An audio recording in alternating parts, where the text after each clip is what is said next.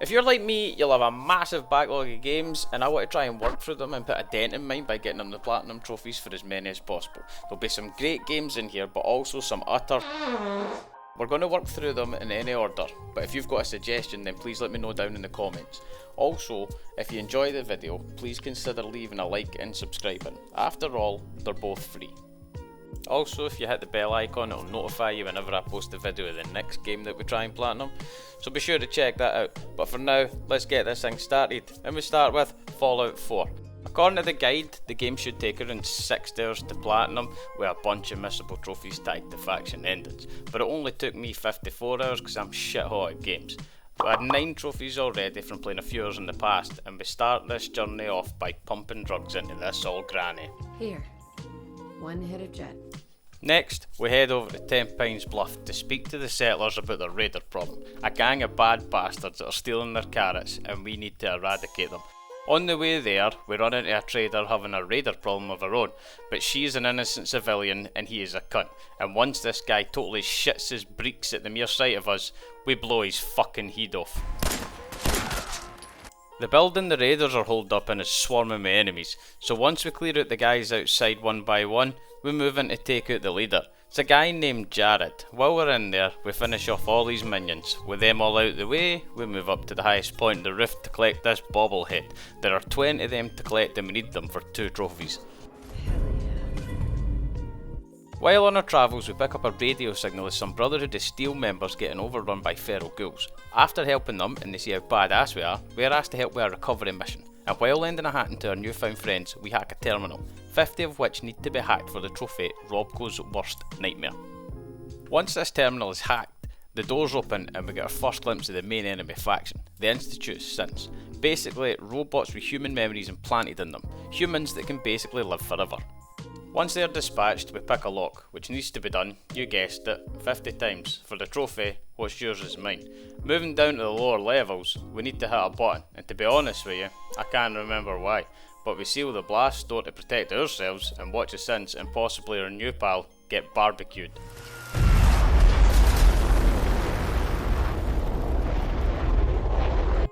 In some way or another, thanks to his power armour, he survives the raging inferno, so we carry on. Up the elevator, kill more robots, and recover the item that we came here to find. And now, it's time for us to leave the area. So after going up another elevator, we talk to him outside where he rewards us with a unique laser rifle called Righteous Authority. Then, the quest's done, but we need to meet him back at the police station. And then, go inside, talk to Dance, which now, I just realised, I never even mentioned his name, but that's what it is. And after he rambles on, we get our very first trophy from where we picked up, Semper Invicta. Fuck you looking at, ya cunt! We finally make it to the main hub of the game, Diamond City, and we meet Piper, who manages to get us inside, and after meeting with her at her office and doing an interview about Vault Dwellers, she becomes available as a companion, and that's who I'll build my affinity with for the trophy Lovable. Unfortunately, it meant sending the dog home. Then, after that, heading outside, we see how people of the Commonwealth really feel about the Sins. Run down now! He's a Sith! He'll kill us all! Kyle, no! Well, he's dead, and after witnessing that cold-blooded killing, we head round to get the detective. No for that murder there, but our own benefit, as that's how we need to progress the story. However, he isn't there, and his assistant tells us he was kidnapped and taken to the local vault, Vault 114. On the way there, as we fight through the subway station, you can see my amazing first-person shooter ability. I mean, just look at this aim.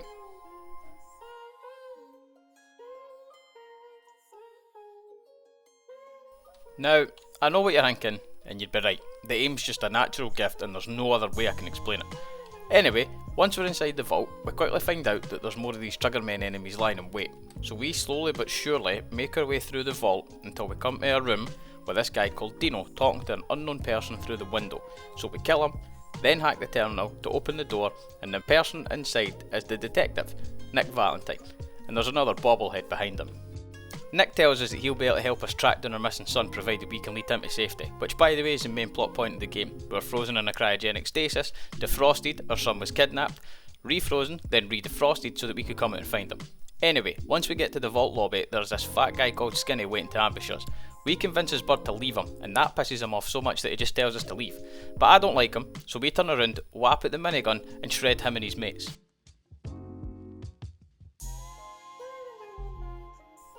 Once we get back above ground, we meet Nick again some distance away from the train station. He must have ran like fuck, and after a bit of conversation he tells us to meet him back at his office in Diamond City. This finishes the quest and pops the trophy Unlikely Valentine. Once we've been back and spoke to him, we need to hunt down the man who kidnapped our son. He's got a distinctive scar on his face and Nick thinks he has seen him before, a guy called Kellogg who has a house here in Diamond City. So after a search of his home and finding his hidden smoke room, we use dog meat to track the scent of his cigars halfway across the wasteland, stopping at a few locations along the way for clues. While we're on the trail of the arsehole child stealer, we run into this cuddly teddy bear who seems to be going through some shit. He chases me, dog meat chases him, and Nick hides behind the tree. Shite bag. Once Baloo and Crack is put down, we travel a bit more before finally arriving at the building Dogmeat is tracked descent to, and the place is inhabited by Kellogg's synth soldiers. So we activate the Protectron robot for a helping hand with taking them out. And once again, here's that ridiculous aim. We continue to destroy the synths, who were surprisingly quite tough to unalive. Then after that, we turn on our Protectron buddy, because he was as much use as an ashtray on a motorbike. After fighting through the rest of the building, we make our way down to the lower levels and finally have the standoff with Kellogg. After giving it to him tight for being a merciless dick, the situation turns into the inevitable, a gunfight, and it's either him or me. Obviously, it was him that died in the long run, but in all honesty, it was me 4 times before I finally got the better of him. Those damn stealth boys, man. As you can see, Kellogg here's got a really good chunk of health, so I need to back right out of the room and get him to follow me so I can try and isolate him where there isn't much cover. He's doing some serious damage to me, he doesn't miss many hits, but we get him eventually. Right here. BAM! Deed. After looting the dusty pile that is Kellogg's remains and find what we need, we leave via the roof and oh my god! Had your kids, had your wife. After the Brotherhood of Steel's grand entrance, we head back to Piper's office with Nick to discuss what we should do with the part of Kellogg's brain we looted off him and what the next steps are to go and find our missing son. Finishing this quest right here gives us the trophy Reunions. With that out of the way, it was time for us to head over to the memory den in a town called Goodneighbour to meet Dr. Amari who would help us with Kellogg's brainy bit. But on arrival, I stopped by the third rail to recruit a guy called McCready. McCready was the 5th companion that I needed to recruit for the trophy Never Go Alone. Hey Piper. You know, Hello there. the instant. After meeting Dr. Amari, she sits us in a pod to let us travel through Kellogg's memories. Once we get back out, we finish the quest for the Dangerous Minds trophy. With Nick being a synth, he was in a pod as well to help us, but he had some side Hey effects. Valentine. Hope you got what you were looking for inside my head. Well, accidents happen, so we press on through the dangerous streets of Boston. And as we're fighting this wee group of raiders, we actually encounter our first glitch in the game. Whilst trying to find cover, I fell down this gap and we were glitched between the ground and the bridge, so we had to fast travel away, which was very infuriating. We actually run into raiders around every corner here, so I figured it's time we upgraded our weapon, but on the way to get one, the trader seems to have a wee bit of trouble.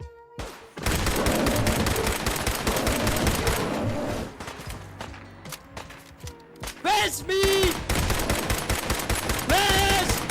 After killing the Yaogwai, we speak to Cricket and purchase the Spray and Pray, a submachine gun with bullets that explode on impact. Then we take part on a baseball themed side quest. And speaking of baseball, look at this pitch. Beautiful. We then make our way over to the Cabot House, as there's a quest here which needs to be done for one of the bobbleheads, which is actually missable as the area it's in is only accessible during this side quest. But before we get to that side quest, there's another couple that we need to do for this guy Jack beforehand. So, we sit down, talk to him, speak to his bodyguard, and he tells us that it's time to get to work. At this point I should also mention that while I did follow the guide for the most part, I kinda did it in reverse, hoping to finish the game with all the faction endings and be done with it, while getting all the miscellaneous trophies out of the way first, including the dreaded Benevolent Leader trophy. But more on that later. For now though, it's time to go to the Glowing Sea to meet Big Verge. This is the area where the bomb actually touched down and it's infested with very dangerous enemies, like the Deathclaw you just saw, these rad scorpions and a bunch more nasty fuckers. After making our way across this shithole, we find a cave where the man we're looking for is hiding, and no wonder he's hiding, he's turned into a super mutant. Virgil was a scientist for the Institute and he tells us the only way to get in and out is teleportation, so we need to hunt down a courser.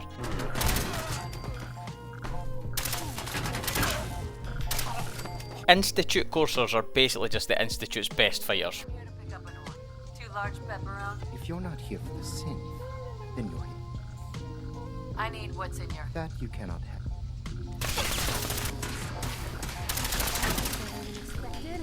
With him out the way and looting the courser chip off his body, we pick up another trophy. We need to head back now and help the Minutemen. This is the faction you actually meet first in the game, and they're needing some help reclaiming their old base, a place called the Castle, which is now a massive Mirelurk nest.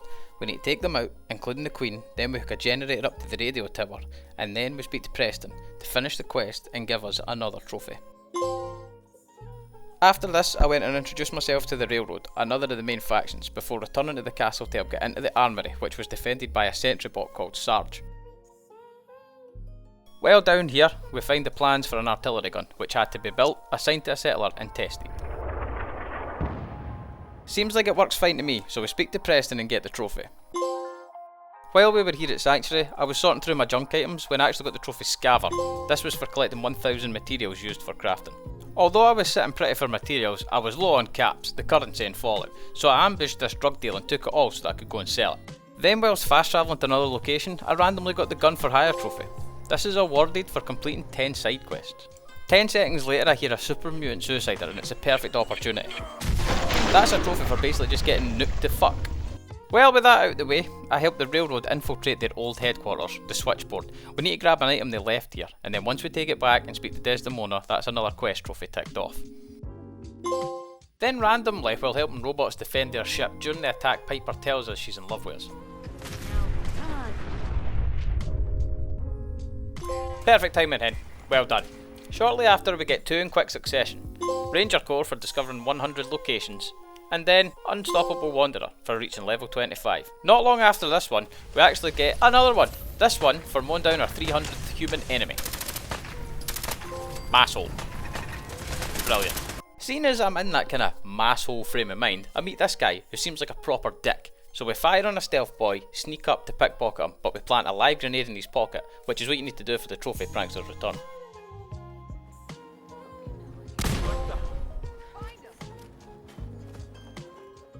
Even though we had the stealth boy equipped, our cover was blown, so I just decided to slaughter the rest of the cult. But before I left, we head into the back room and we actually find a woman called Imogen. She's actually related to the Cabot family from before, so we're ticking off another side quest here without even knowing about it. I also found this loophole for the 50 lockpick trophy.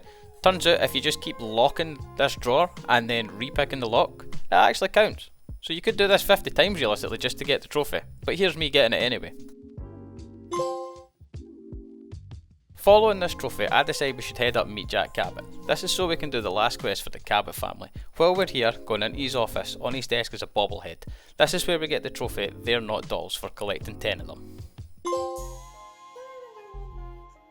I continued on with side and miscellaneous quests for XP, like this one, where you need to return a death glow egg back to its mum, and as you can see, she's absolutely ecstatic to have her egg back. Then, while doing another side quest, we picked up an item for a future quest, and then after that, we picked up our 20th magazine for the trophy Prince Not Dead.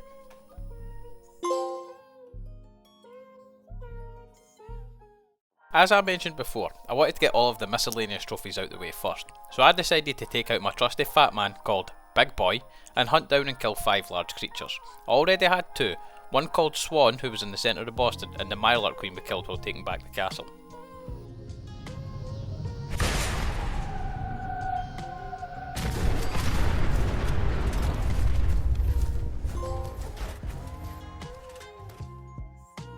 Our settlement at Sanctuary was starting to fill up with more people, so I headed back there to start making some home improvements, and while we were here, I built the 100th item for the trophy Fixer Upper. As we head further south, we find this wee boy that's been stuck in a fridge for 200 years. His name's Billy, and he wants us to take him home to his parents. While heading there, a raider by the name of Bullet passes by and wants to buy him to make him a slave. Naturally, we say no, as that's plain wrong, and we carry on to reunite him with his parents. Before pulling a quick one and telling Bullet that he can have them all, the mother is clearly very unhappy with my decision. But it's actually a double bluff, and as we head out to make it look like we're leaving, I turn my gun on Bullet and we take him out. The mother never seen this coming, so she must be back there very surprised. Gotcha, bitch! Still trying to focus on completing miscellaneous quests, we search the Boston Mayoral Shelter for tech, and while here, we finally hack our 50th terminal for the trophy Robco's Worst Nightmare. That's it. There's a trophy as well for making 50 weapon mods, so I decided I'd quickly go and get that done before I got wind of settlement and needed help defending itself. So we head out there as quick as we can, and I'm glad I did, as this was the 50th miscellaneous quest for the trophy mercenary. Heading back home to build our drug empire even further while crafting my game of choice jet, we craft a 100th item for the trophy, Wasteland DIY. Not long after this, we'll continue to explore the southern area of Boston. We find the 20th and the last bobblehead for the trophy, their action figures. Hell yeah. With all the collectibles now out of the way, I realised there are only 2 trophies left that aren't tied to faction endings, so the only thing to really do was finish off whatever quests I could to gain XP to reach level 50 for the trophy, Legend of the Wastes. With that in mind, we help the Brotherhood find out who's been sneaking supplies out of the camp, and completing this gets us level 50. One miscellaneous trophy left, but I quickly remember which trophy that is.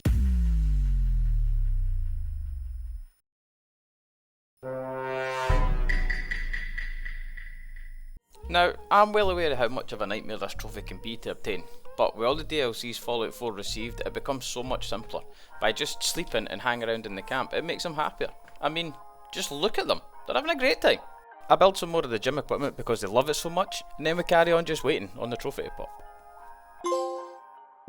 Now that all the miscellaneous trophies are out of the way, it's time to complete all the faction endings. So I made a save to reload so I didn't have to play through the game multiple times, and we start with the Railroad and Institute endings. The reason I'm saying both of those is due to the fact that these 2 questlines are intertwined to almost the very end of the game, but I'll explain more on that in a second. For now though, we finally make our way into the Institute via the massive transporter we built and hooked up to the generators, and by finally getting in, we get the trophy, the molecular level. Heading further into the Institute, we find our son sitting in a big glass case, and when we try to talk to him, he shouts on Father. Father then saunters into the room and drops the plot twist that he's actually our son. After our lengthy reunion, he instructs us to go around the place and meet the heads of each of the Institute's departments, as we've been welcomed here with open arms, and rightly so considering we birthed this maniac. And after doing so, we use a network scanner for another trophy. Not long after this, we finish another quest for our son Father. Wait, what? There's something not right about that. Anyway, it's time we make ourselves enemies of the Brotherhood, which we need to do to keep working with Father, which is so we can obtain the trophy Underground Undercover. That's a railroad quest, and that's how the quest lines are linked together.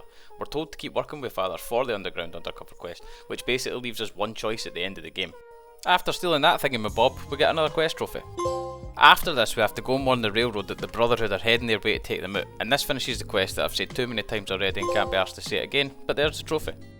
We help defend the railroad headquarters by fighting off the Brotherhood soldiers, before we make our way back to the police station where we first met them. And all that's for is so we can steal a vertibird from the roof and fly to the Pridwin, the massive ship that flew over us earlier in the game, which is the Brotherhood headquarters. After fighting our way through the HQ, we plant some explosives on weak points, then fly to safety before watching the fireworks. We go back and talk to Desdemona for the last railroad quest trophy. With the railroad quests finished, we reload another save that I made to go and speak to our son, who is now dying, and we take over the Institute, which is the Institute ending, which gets us 2 trophies in quick succession. Nuclear family for signing with the Institute, and prepared for the future for finishing the main story in general. All that was left to do was reload a save for the final time and side with the Brotherhood. This quest playing out is the same as it was when signing with the Institute, except you're on the opposite side. After bringing that thing Elder Max in here, he dropped a bombshell on us. Paladin Dance, the man who recruited us way back at the police station, is actually a Sin, sworn enemies of the Brotherhood, so we have to make the decision to kill him or not. With the decision made, we confirm to Maxon that he's been eliminated and we get the trophy, Blind Betrayal. All that remains now is to follow the Brotherhood's main asset, Liberty Prime, cousin to Optimus Prime, to the Institute and destroy it. This giant robot throws nukes at his enemies and just picks up and disposes of super mutant behemoths like they're trash lying on the street.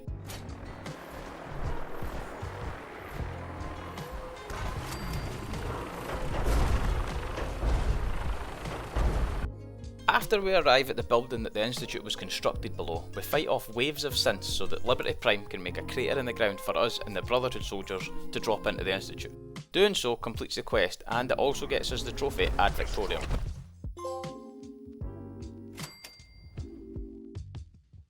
We then fight through all the enemies in our path before making a quick stop to see our dying son and say our final goodbyes. Down in the reactor room, I remember I have a bunch of mini nukes, so now is the perfect time to use them.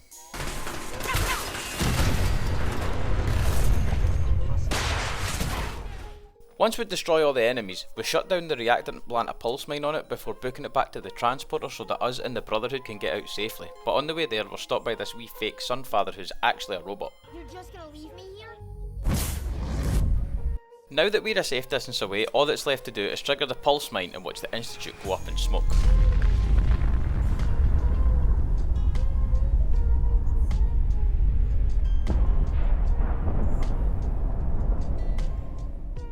After the ending cinematic, we speak to Maxon again to get the Brotherhood ending trophy, and that's followed by the Platinum.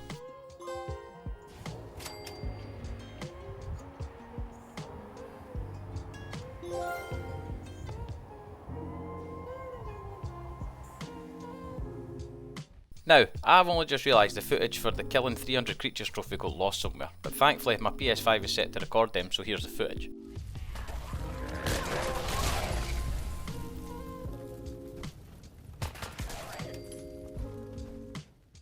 If you made it all the way to the end of the video, then I just want to say a massive thank you for watching and sticking around. If you enjoyed the video, then leaving a like helps me massively and it would be much appreciated.